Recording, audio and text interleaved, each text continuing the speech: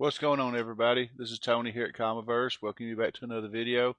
In this video, I'm going to show off my pickups for New Comic Book Day, some back issues I got at an expo yesterday, and I've got a mail call from Mike Spider-Slayer from a Comic One over at Comic Book Corner 2.0. So let's get into this.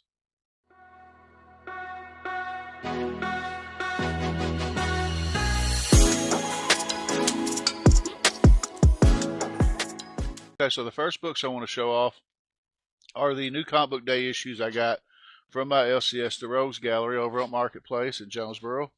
We've got a small stack. There's about 7. And the first one I got is from DC. This is Punchline to Gotham game number 6. This is the last issue of the series. I'm really looking forward to seeing the culmination of the war between the Royal Flush gang and the I think it's Black Mask. But I'm looking forward to seeing how that ties in or ends, and what Nightwing and his little partner have to do with that. So I'm looking forward to seeing the end of that. Now, this next one is from Boom. This may be the last issue. I'm not sure, but it's issue 5 of Once Upon a Time at the End of the World. Like I said, I don't know if this is an ongoing or if this might be the last issue. Boom normally does 5-issue arcs, but I'm looking forward to seeing how this story progresses between the two kids that are falling in love with each other in the wastelands of the world. All right, issue 30 of Something is Killing the Children from Boom.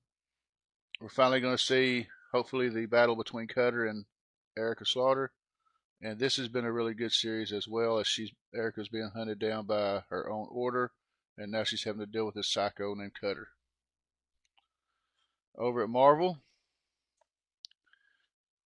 we have Daredevil number 9, continuing the story by Chip Zdarsky. This has been a pretty good read so far, and I'm really looking forward to seeing the battle between the fist and the hand. I think this is going to be wrapping up soon. I think Zdarsky's about to end his run in a few issues.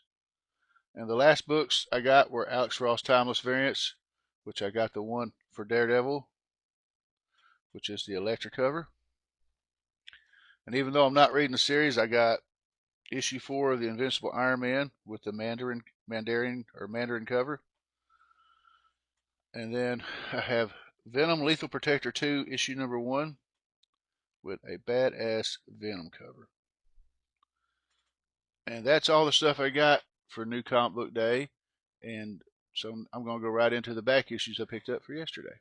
So the next batch of books I'm going to show off is some books I picked up from the All Things Nerdy Expo that was going on yesterday. Me and my wife had a booth set up. I was trying to sell some comics. She sold a lot of her cups and tumblers, and I picked up some stuff from some vendors, from some friends of mine that was there. One guy actually had, this is the only non-comic book thing I picked up, he actually had a Undertaker Christmas ornament. So I went and got that. I mean, it's not like it's going to go on the family tree or anything. I mean, but I like the Undertaker, so I thought it was pretty cool.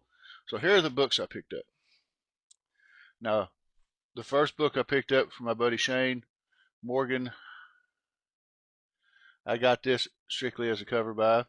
It's an Alex Ross cover, and I love Alex Ross. He's my favorite artist, but yeah, I had to get this cover. It's the issue of Justice Society of America with Power Girl on the cover, and it is really a nice cover.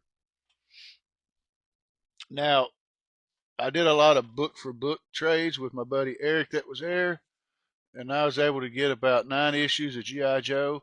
I keep saying I'm not working on a G.I. Joe Marvel run right now, but Eric, every time we go up there and Eric's got a booth, he always seems to have some G.I. Joe books that I don't have, and I usually try to pick up as many as I can. Now, I don't know the key significance of any of these, but if there is, I will post it while I'm editing somewhere down there. But we have issue 28,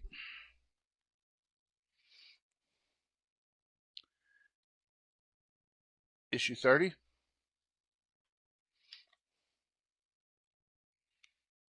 issue number 31,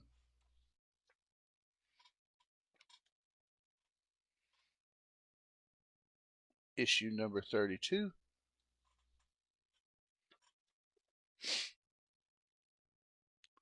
issue number 33,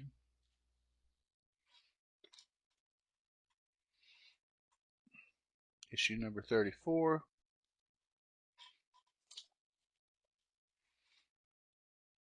issue number 35,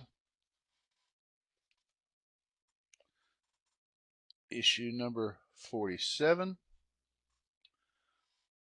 and issue number 53 with that beautiful 25th anniversary Marvel border that they did for all their books during that time.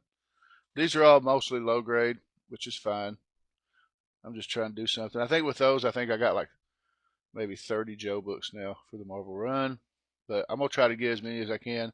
I joked with Eric and said I might as well just send him a list of what I have so that way maybe we can work out a deal on if he has anything I don't have, which I thought was pretty cool.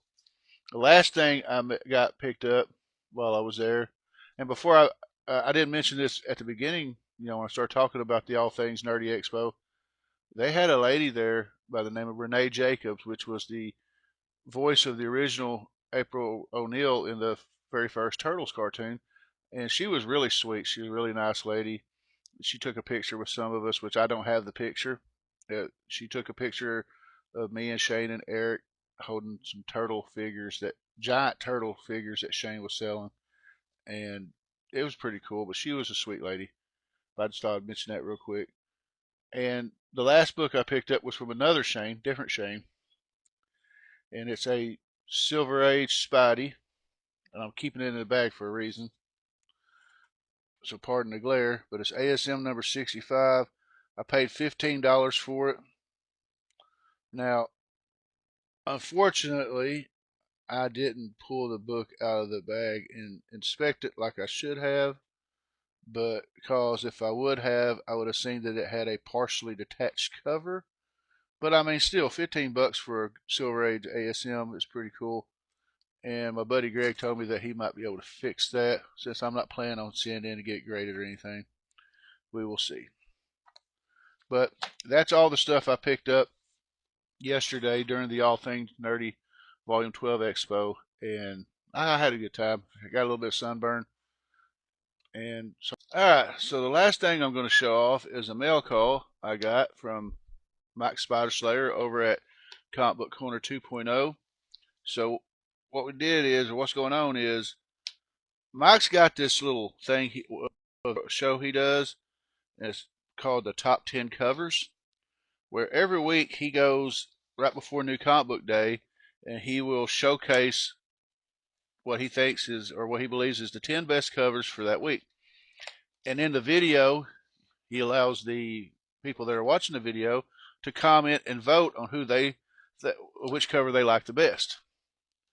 And then at the end of the year, he takes all the covers that have won and he lets everybody vote again, and he picks a top cover of the year.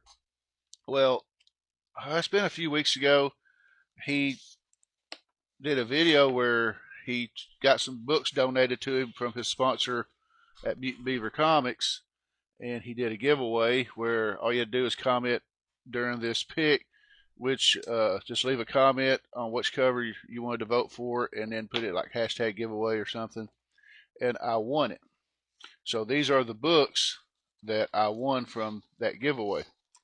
And like I said, they were all donated by his sponsor at Mutant Beaver Comics. So, and I don't remember who did all these, but there's some nice looking covers. So we got 4 books here, and I'm going to show you the books. So first of all, we have this Mike Mayhew variant of Miles Morales Spider-Man number 35. It's pretty nice. Then we have this variant, I'm not sure who does it, of House of Slaughter number 1. This was a real badass variant. This was almost my favorite one out of the 4. Then we got another Mutant Beaver variant of Symbiote Spider-Man number 1.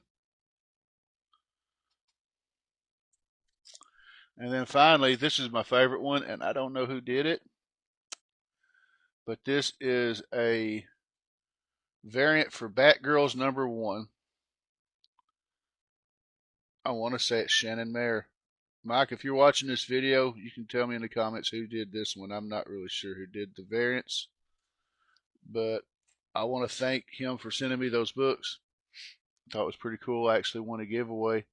I'd won 2 giveaways in a week. I won that Spawn figure from Comics by the Bay. Then I won that. I thought that was pretty cool. I thought I was on a roll. So I thought that was pretty awesome.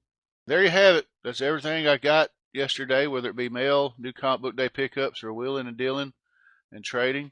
Hope you enjoyed it. Now, something else I didn't mention when I was doing the part with the expo was my buddy Greg brought me a short box. Basically, it was almost completely full of some comics he was trying to get rid of. He just gave them to me. That's going to be a separate video when I get the time to process and go through them. I'm going to show off the books that I got from Greg, which I think is going to be pretty cool because thumbing through there were some pretty good books in there, and I think y'all enjoy that as well. Coming up for me on Friday or Saturday, I'm going to post the newest episode of Tony's Comic Book Spotlight, which I will shine the spotlight on Uncanny X-Men #1 from 1963. I hope y'all enjoy that. And until then, that's it. Be safe, everybody. Take care, and God bless. See ya.